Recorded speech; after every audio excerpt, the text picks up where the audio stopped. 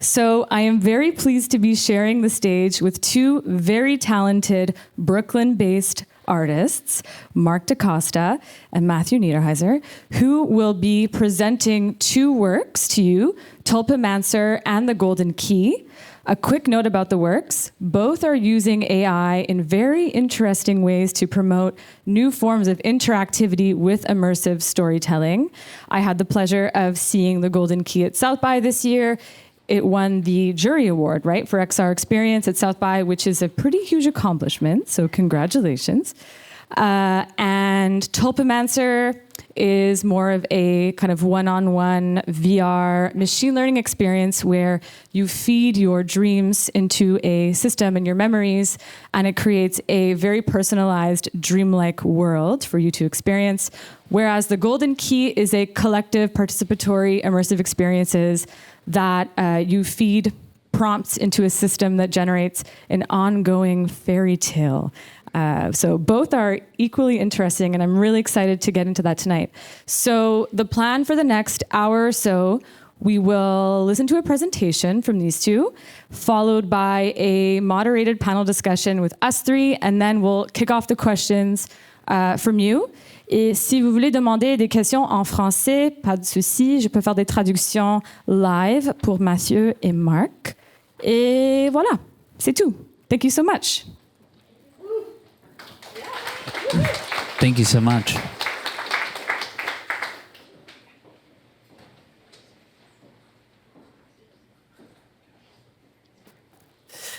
Good evening. Yes, thank you, Sarah. Thank you, Miriam, very much for the warm introduction. Matthew and I are very excited to be here, not only this evening, but to be able to premiere both of these works here in Montreal and to be able to share them with the community.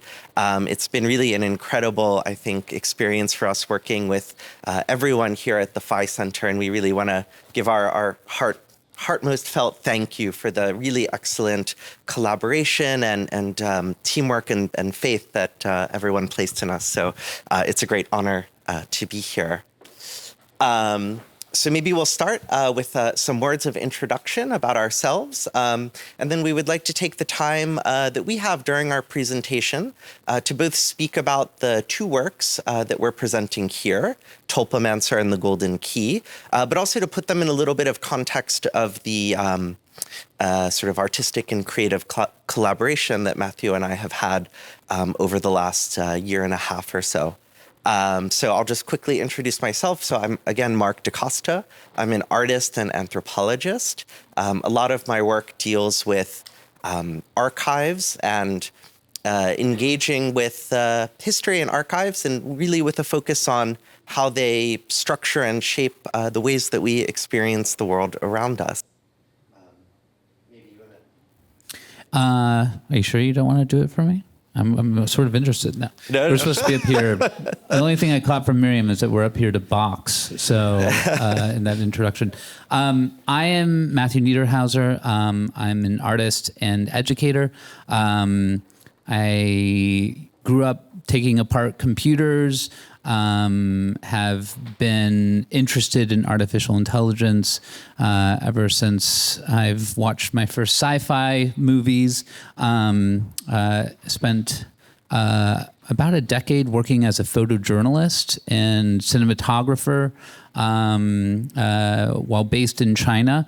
And when I returned to New York around a decade ago, I got caught up in a incubator called New Inc. at the New Museum that focuses on design, technology, and art, and started building 360 cameras, got very involved with the latest wave of VR technology, and eventually started really focusing on this new creative paradigm for immersive storytelling. And it's really been in the past, well, I'd say the conversation really started almost 5 years ago, but my collaboration with Marc, which has focused on generative machine learning, has really suddenly taken over the work that we've been doing. Yeah, and I'm sure we'll have a time later to talk about this, but there's, I think, a really fascinating story and set of themes about, kind of why now for generative AI and our creative practice. But maybe to start, we'll set the table a bit and kind of walk through some of the approaches that we've had. And I think in all, we want to go through about 4 projects, and maybe we'll move a little more quickly through the first 2, which came before Tulpamancer and the Golden Key, and then present those 2 works in a bit more depth to you. So the first project that Matthew and I did about a year and a half ago or thereabouts was called Ekphrasis. And this was something we took on really right when a lot of this current crop of large language models and generative image technologies were starting to come out. And in Ekphrasis, we were very interested in trying to understand really what these tools were about, and specifically how they would react to and start to understand language. And so both Matthew and I, we actually met originally in university. We both have very humanistic backgrounds in terms of our studies. And we were very interested in doing a project on poetry and understanding perhaps how what it would mean or what might happen if we used AI to do close readings of poetry. So we were commissioned by the Onassis Foundation as part of a large festival they were doing on the works of Constantine Cavafy, who is one of probably the most famous 20th century Greek poets. And so this was for us really the first moment of just jumping in and starting to explore what these tools might do. So we went through and did a series of, both really deep archival research, really deep readings and engagement with the poetry, I think is sort of a ground basis to then go and start nerding out, if you will, and really dusting off some of these new technologies. And what we were interested in doing in Ekphrasis was seeing how could we make a visual representation or even a short film based on artificial intelligence, and how would our readings of these poems change, evolve, be challenged, fall flat in this sort of collaborative process. So we spent many weeks and months feeding in lines of poetry to things like Stable Diffusion, and I think we were testing out a lot of other image generation models at that time. And it became a very interesting sort of process for us to see how would one of these machines take this, very highly crafted, highly considered poetic language and try to start to put some shapes around it. And sort of through this process of iterating and going back and forth, we actually got to a place where we decided we wanted to make a series of films from it that would be both studies and I think for us really attempts to see what kinds of things could we make from all of this. So here what you're sort of looking at is some of the complex prompts that wound up being put together as we were learning for the first time. How do you even go frame by frame? How do you start to intervene your own poetic interpretations into these things? And I'll just play a short excerpt of a video here. And you can see all of these are actually synchronized together. I'll let it play for a moment here. Why isn't anything going on in the Senate? Why are the senators sitting there without legislating? Because the barbarians are coming today. So this was really our first sort of foray, and you can also hear the voice over here being of a much sort of earlier vintage of things. And so for us, it was a very point in time exploration. And I think at least for me, the big takeaway from it was, we did so many iterations of things. And it was really, I think, the first moment where 2 things happened. The first one was we really started to get our, hands dirty, if you will, in developing a new sensibility of how you work with this sort of generative AI tools in a creative context. The thing that's really different about them and the thing that you really need to develop a sensibility for and learn is that unlike, more traditional artistic tools, be they a paintbrush or a camera or whatever, or for that matter, Photoshop or something like this, you're used to having a very clear relationship between clicking a button, putting a pigment on a canvas, and having a certain effect. With AI, you never know quite what you're going to get, and so you have to learn how to have a intuition for the chaos that's inside of it. So I think we began to get a sense of this, and then secondarily, poetry is, of course, a deeply complicated thing. It's something that's also very, for some people, very musical, can be very visual as it comes into our heads. And, a lot of the images that came out were totally ridiculous in a lot of ways. But I think we had these moments of actually being really challenged and surprised in some of what was being fed back to us, and started to think about how tools like this could be used almost as foils or sounding boards or as sparring partners, if you will, in a creative practice. So this was sort of our entree into all of this. And now we want to talk to you about parallels. I don't know if you have anything actually you want to add on the... No, yeah. I think that introduction, that process with phrases actually created like a book that sort of detailed our first foray. But, it was really trying to pit, these new tools against the areas where where machine learning and artificial intelligence actually performs its worst. It cannot understand metaphor. It's very bad with humor. And so it was trying to stress test it in a way. And, we tried to see whether or not it could really create something without intervention. And it rarely did a good job without, an editorial hand in that sense. But this soon led us into thinking about how the technology could then be used not just in the generation of media assets like imageries and video, but how could it be situated in a installation that allowed for interactivity and sort of like a more visceral opportunity to engage and potentially better understand the technology for an audience. And this was another piece that was commissioned by the Onassis Foundation and was first shown as part of an outdoor digital art exhibition called Plasmata in the town of Ioannina. And was in many ways also sort of inspired by this location, looking out on this beautiful lake in northern Greece, where we took a 2.5 meter by 2.5 meter LED wall, situated a camera in this, I guess, an ideal position in the back where it would create a cutout of the world, sort of a slice or portal of the world that was being perfectly reframed for an audience member. And then feeding a live,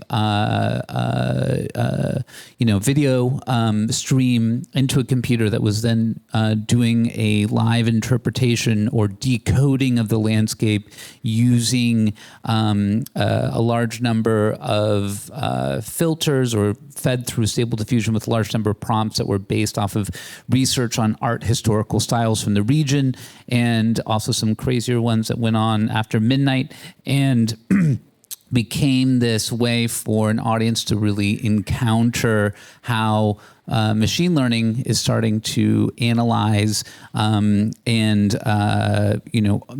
understand the world. Do you want to move it forward? So this is a little bit of a representation. That young woman, that girl, is standing a little closer than one might expect, but still provides for interesting results. If you want to go down to the video, you have a better understanding of how it works.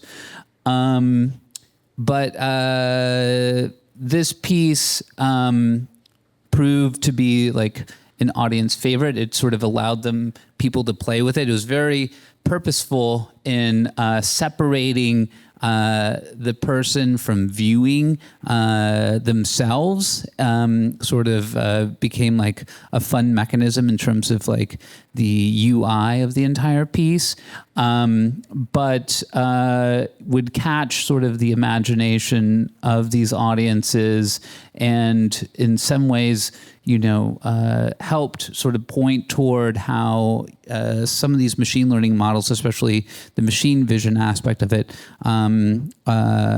tries to understand and reinterpret the world. And we found it to be, this new modality for us creativity in a creative sense, where we would use this technology within our creative practice to create interaction, to sort of almost create customized experiences using these new affordances that machine learning offered. Yeah, and just the only thing I would add on to that is, there was, I think, also an interest we had in trying to take some of these, very cutting edge technologies sort of out of the lab, out of the, sort of white box of the gallery and embedding them back in the world. And, for me, one of the things that was really amazing and surprising about this piece was that, it started also in, a bit of a theoretical or philosophical way of also thinking about, kind of the history of landscape painting and what does it mean to sort of embed something in the landscape. But then, as you saw in the video, it actually sort of became, it took on a bit of a life of its own with people and with their engagement. And it was very fun showing it in Greece, in this, city where, I think this was a lot of people's first even encounter with some of these AI technologies. So it was quite a meaningful experience for us. So I guess with this as by way of prelude, we now want to sort of shift to talking about the two works that we're presenting here at PHI. So the first one, both chronologically and that I'll be speaking about, is called Tulpamancer. And I'll sort of get into talking a bit more specifically about what the piece is and kind of how it works and what the idea behind it is. But I kind of want to start with a little bit of kind of framing around the origin of the work, why is it called Tulpamancer, and sort of what inspired us to make it. So, I think all are sort of feeling to a certain extent that, things are starting to move very quickly around us with the proliferation of these generative AI tools. And it's really only been, of course, in the last year and a half or so that, I think we almost have this feeling of being, if not back in kind of the early internet moment, as if something might be changing around us. And, I think, in our conversations about this, we also were sort of thinking about, what were the last big moments in our history where there has been these sort of very profound societal and technological shifts that have totally reoriented not only our everyday life, but the way we think about the world and how we relate to one another. And of course, in the 19th century, when they first started running the railroads around, this was like a huge transformation, both in terms of our sense of time, where it now actually mattered if New York and Montreal had exactly the same time, because if they didn't, the trains would collide. And also the fact that these distances that, once took days and weeks to traverse could happen in hours. And, this, of course, as we remember, created a lot of disturbances and, created also a need for people to find ways of making sense of it. And so very interestingly, I think in the late 19th century and early 20th century, as, inventions beyond our wildest dreams were coming to fruition, we also started to see a resurgence in mysticism and spiritualism and seances and things of this nature. And so this was like a very kind of inspirational thing for us to start to push against and kind of ask, how might this help us think through and make sense of our current moment? And sort of as we were reading and talking about this, we came across this woman called Annie Besant, and she wrote a book in 1905 called Thought Forms.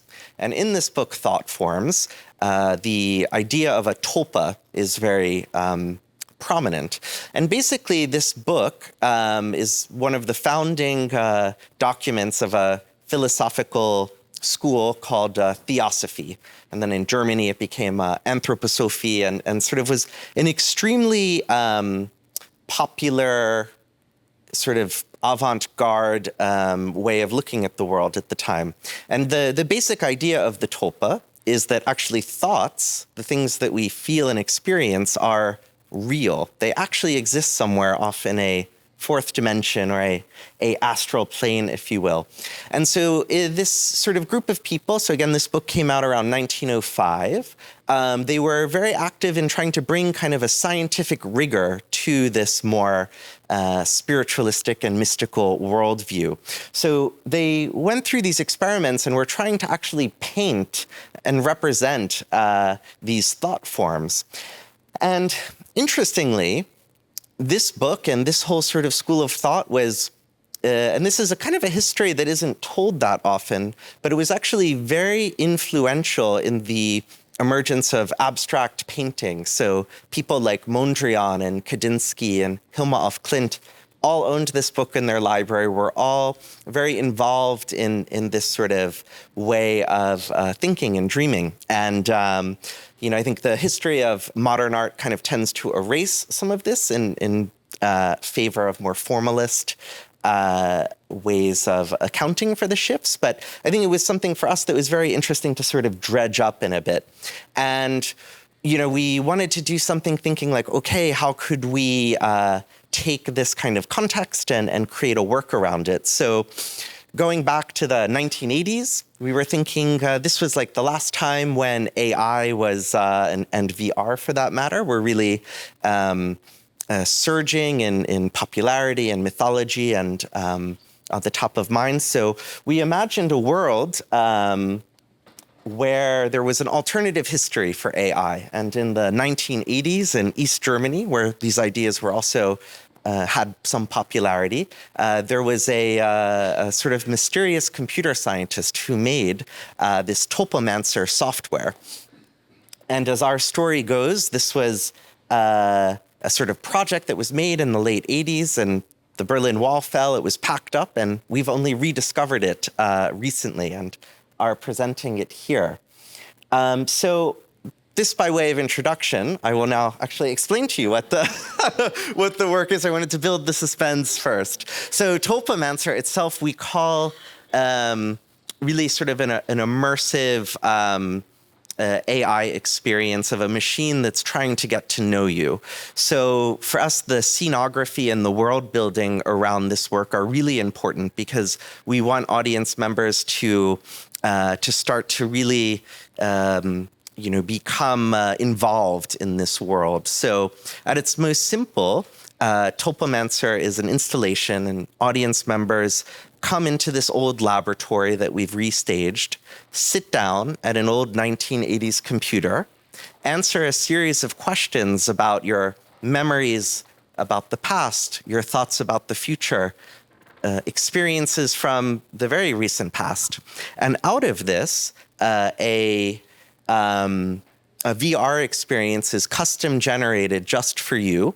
And it's deleted, I should add, at the very end. So it's this sort of ephemeral film where you're given an opportunity to see a machine trying to actually get to know you and to sort of be this, if you will, sort of spiritual reflection of of your own thoughts and dreams. And so out of this comes, about a 12 minute VR film where you're taken on a narrative journey through this story that's created out of what you share with it. And then at the very end, you're presented with a sort of final physical manifestation of that experience, and then it's deleted and gone. And so for us, really, the hope with this work is by doing something that's very kind of intimate and personal and a reflection of what you shared, to present an opportunity for us to think really collectively about what these technologies are and what they're doing, and what does it mean that we're going to be entering a world where we're surrounded by these, kind of empathy machines that are presenting as human, that are engaging with us in ways that feel very human, feel perhaps very profound, which are still failing in many ways, but this is sort of the world we're entering. So I think, and I'd love for Matthew to jump in there as well, but I think really the interest was to create this moment for us to think a bit, to have a new experience really of these technologies and move from there. How bad are we doing on time? We're good? Okay. We can obviously get very carried away with this stuff. We love captured audiences. No, yeah, it was, once again, creating the scenography, also the use of these retrofitted computers was also all about creating a space of intimacy as well. And with all sort of immersive experiences, the moments that lead you potentially, especially into a VR headset, are some of the most important. What is going to get you to share, intimate details about your life, and the juxtaposition of where you are before you put on the VR headset, especially in this piece, I think is an important part of its entire design. And, once again, just to riff off of, the arc of these three projects, we suddenly were especially taken with this one in terms of the narrative possibilities, especially those coming from the text-to-text and large language models. And so, this is not only foreshadowing what Mark is describing, and which I think it's crazy the pace at which this is moving. When we premiered this at 2020 last summer, 2023 at the Venice Film Festival, we felt we were really staking out, new ground in terms of, once again, using this technology, not just to create a film or an image, but to use it in a manner that would be interactive and create personalized stories for people, which I think is something that is coming very quickly for news, for television, for podcasts, where, there'll be, unique personalized echo chambers for people. And I constantly use the metaphor where potentially Toy Story 8 actually includes you as a character, when you come home and turn it on at night. But this one, creates this intimate space, and then, is really tapping into these like real-time possibilities of generating, all of the media assets that are then, placed and built into the experience itself, and importantly, suddenly, creates this world in a manner that we could have never done before.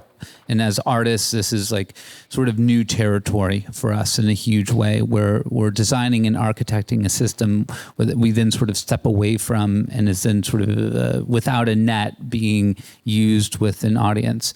I'm not trying to call you guys guinea pigs in any way. It's like a lot of effort and testing and crafting goes into it, but it's amazing to see the variation, and also, is ultimately a reflection of what an audience member brings into the experience itself.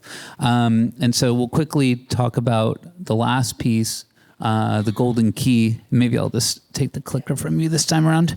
And the golden key almost came out of our, at the time when we were really presenting Tulpamancer for the first time, which is a very personal experience for somebody for 30 to 40 minutes. And we were thinking about how we could use some of these storytelling mechanisms in a sort of larger, more social context. How could we bring people together into a room together to experience the technology, and we call it like recombinant storytelling, sort of like create together and experience these new narrative possibilities within this type of art. So the golden key fundamentally is this like a perpetual folktale generating installation. It is based off of it's sort of deriving its narrative structure off of an academic database of around 60,000 folktale and mythological motifs and story elements that called especially the ATU index. That is a 60, 70-year effort in terms of collecting stories that from around the world. And we reframe it within the context of sort of this, once again, a future AI that is in some ways trying to recreate a mythological past, is one from a future that has sort of seen the worst ravages of climate change. This is something that is often, maybe sometimes passed over, but if you pay close attention to the stories, there is a drumbeat narratively about a lost world in some ways. But the sort of research and that went into this, and the inspiration, especially from the ATU index, was a really amazing process. I mean, this is a small little snippet of the categorization of this massive amount of deconstruction of folktales from around the world. And supernatural adversaries is a great section as well, but there's tons of, you can literally spend a ton of time in there. And you start also to see the connections of stories that are recognizable to us, but also have manifestations globally. And especially folktales come from an oral tradition that dates back tens of thousands of years. And you see how, we use this database to drive and speak through the machine learning technology to create a perpetual, as we say, a perpetual storytelling machine. This is an important graph about the intensity of fish-related motifs, in case you haven't seen it before. Thank you, Mark, for that one. He'd really dig some special ones up. But it is presented as a large-scale 3-channel video projection installation. And so it is by itself would run its own course forever, essentially drawing from an combining these motifs over and over and over again, and generating, these 3 to 4 minute tales with voiceover and related imagery. And sort of the paneled installation, this is from South by Southwest, and it is installed in just a dramatic fashion upstairs.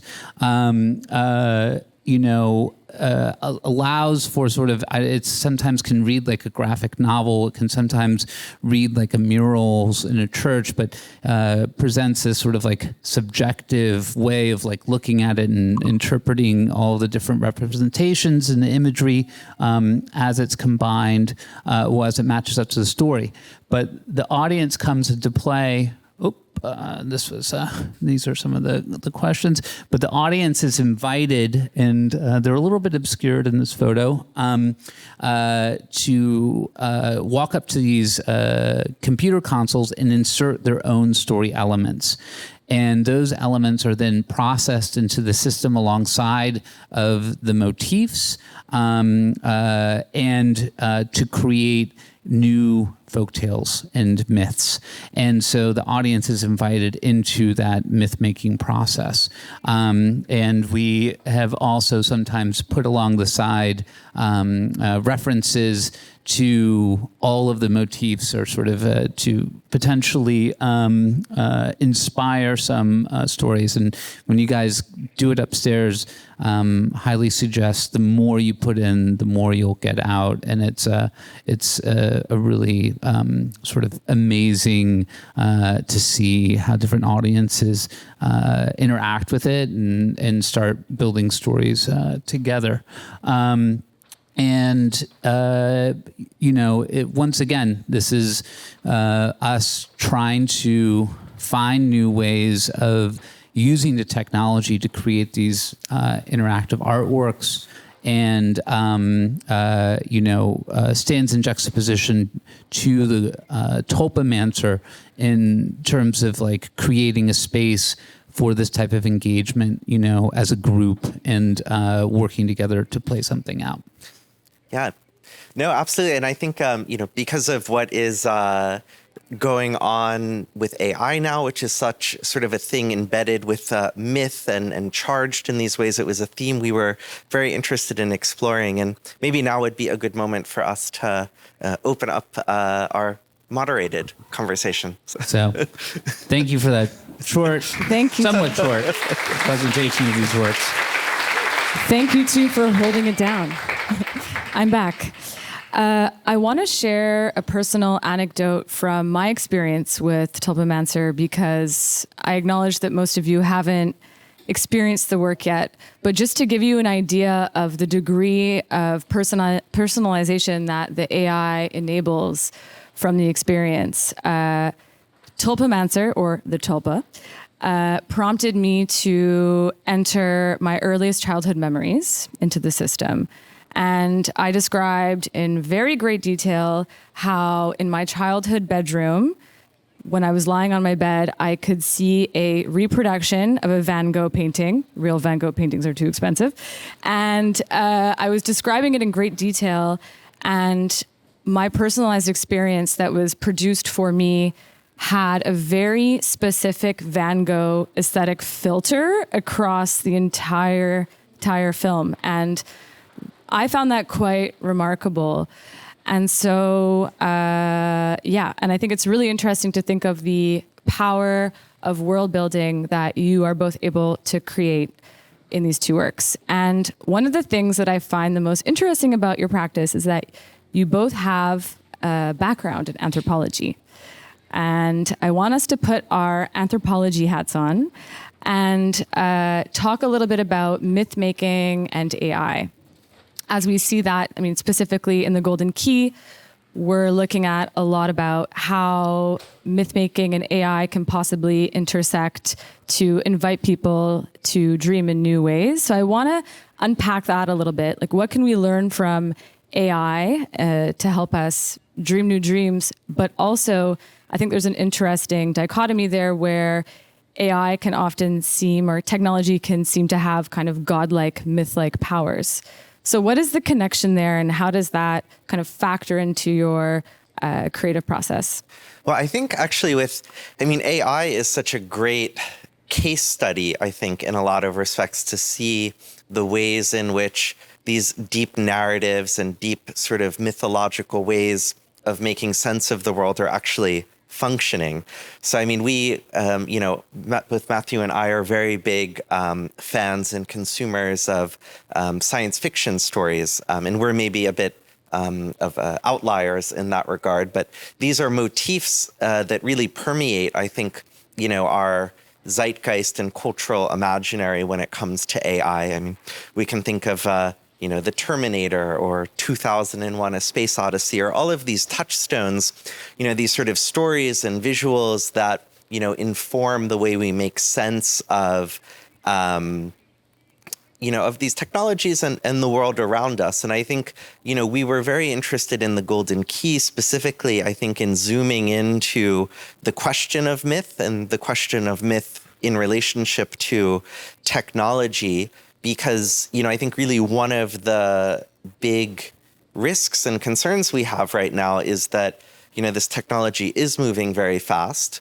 We tend to kind of try to analyze it and frame it through often, in the media, these dichotomies of either this will be the Terminator, the end of us all, or, utopia on Earth and we'll never have to work again, and all of this sort of stuff. But of course, the really politically crucial thing, I think, is for us all to take another look at these things and see what they're really doing, and what even the interests and money and power behind them are, because we're also quite likely to just wake up one day and these things are installed across society. So I think really paying attention to myth and the way that it's shaping our understanding of the world around us is really crucial.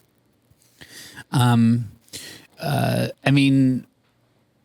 guess my more formative years with anthropology was definitely more on like the cultural rather than the quantitative. And you sort of end up talking about language forever and how language speaks through you.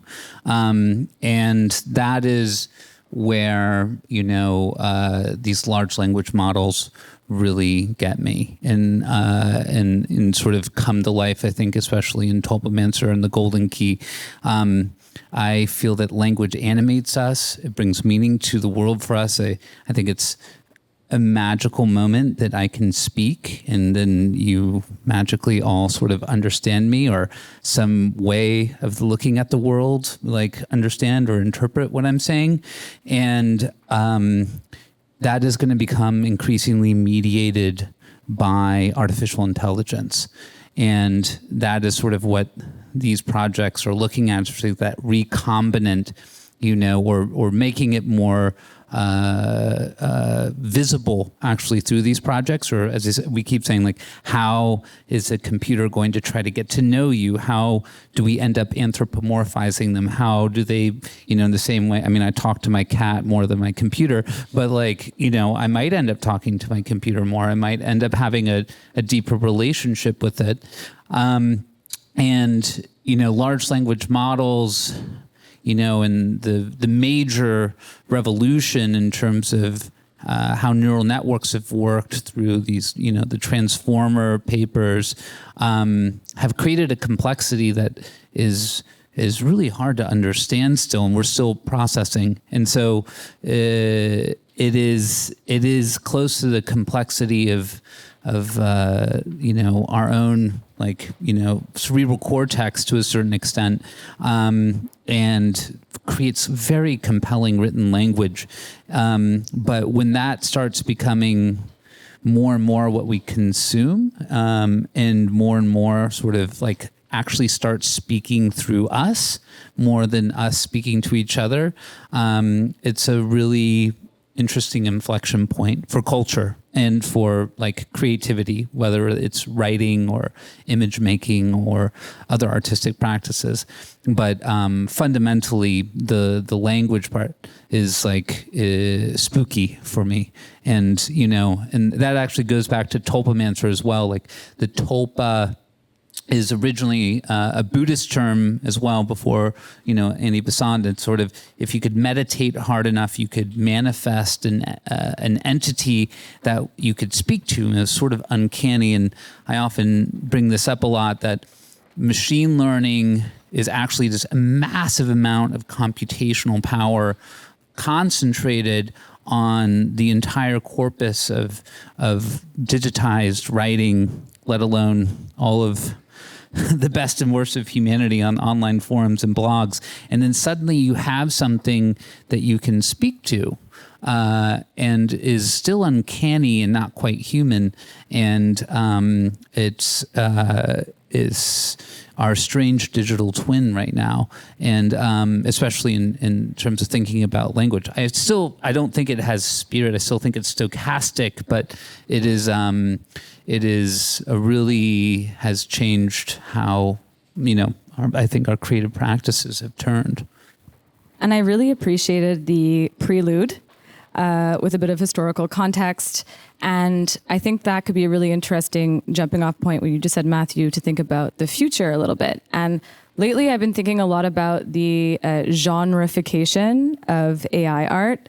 And most recently, it was announced that Refik Anadol is opening an AI art museum called Data Land, I believe, in LA next year. So we're seeing more and more this classification of art as AI art.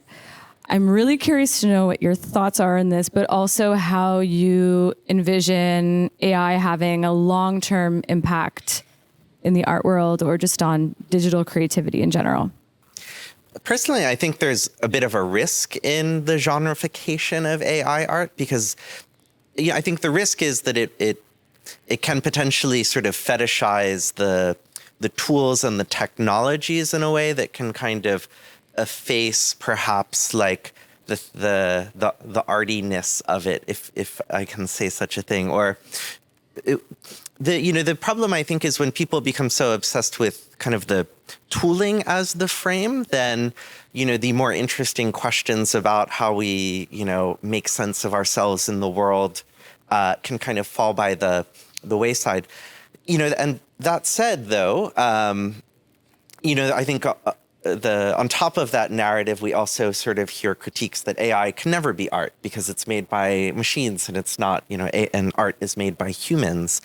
And, I mean, for me, the analogy I always reach for, which maybe will also argue against what I just said, is looking back at sort of even the emergence of photography in the late 19th or early 20th century. I mean, at that time, it was also seen as this dirty industrial process, that was very associated with these sorts of things. And you're coming out of a tradition of painting and craft and skill that, the photography sort of threatened. But of course, that then gave rise to film and, photography is a very well-established genre. So we will see.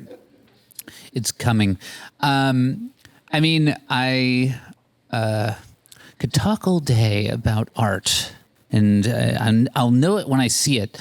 I mean, it's something personally I've grappled with a lot. I worked as a photojournalist for a long time, and my photography would sometimes show up in gallery context, but they're like, but wait, isn't this photojournalism? It's like, well, come on. I mean, like, yes, but also there's an artistic bent to it. Like there's a creative bent to it. Have faced this also in terms of immersive practices and creating VR experiences, immersive. Well, I mean, quite frankly, if a gallery can't, limit its distribution and put a price tag on it, it's really hard for them to consider it art. But I have a very open interpretation of creativity and art making as a practice, and I think we all have that capability. It is going to, within popular culture and also a lot of the gatekeepers of the art world going to be contentious for some time.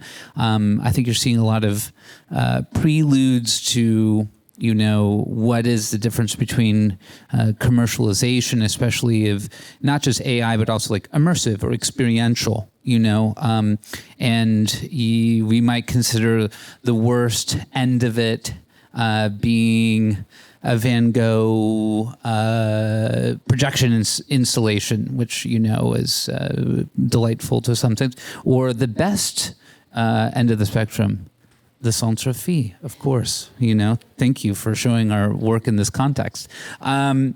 So it's, I think it's the language around it's going to be embattled for some time, but I do think that there's the expectations of audiences are growing to an extent where they want interactivity, they want engagement, and when I do teach immersive storytelling, it brings in aspects of cinema, theater, video game design. There's been lots of different, more well-defined areas that have dealt with all of these new toolkits that interdisciplinary artists are starting to use.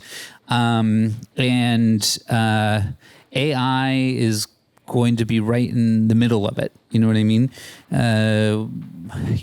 Is this new museum in LA that's dedicated to AI art? I mean, it's a headline-catching statement, but I bet it's going to be very loose in definition, and I'm sure will still potentially be interdisciplinary at heart, And maybe AI art will just be art. How dare you? I want to come back to something that you said, Mark, earlier about how narratives within AI and creativity can vary. So yes, you have on one end of the spectrum this utopian, we can create anything with AI, and then on the other end, a doomsday cynicism. Where do you both stand within that spectrum, specifically in relation to the two works on exhibition here? And were there any type of ethical considerations or any type of implications at all that you had to really face and consider when you were producing these works? Yes. Let me unpack that question a little bit, but for sure, I think, to sort of speak to first I'll speak to sort of, maybe more generally where I fall on the spectrum are my own personal opinions about utopia, dystopia, what will that kind of look like? But then, of course, the ethical concerns sort of loom large in the much smaller context of the two works that we have here. I mean, in regards to the former, I think the crazy thing, right, is whatever the future is going to be, it's not what we're expecting now. It's going to wind up being something that will rhyme and make sense with, I think, what we're anticipating now. But I think, that it always winds up being a bit from left field. I think it's hard for me to think about the future without thinking about the past. And certainly in the recent past, we had a very utopian kind of exciting moment 15 years ago when Google was out there not being evil, when there was this sort of belief, after the fall of the Cold War and these sorts of things that, information wants to be free. If you just put everyone on Facebook, then democracy will come all over the world. And, what we have are, trillions of dollars of sort of market capitalization in big tech companies and, frankly, much weaker civil society than we did before. So I think, was this could you have anticipated this at that point?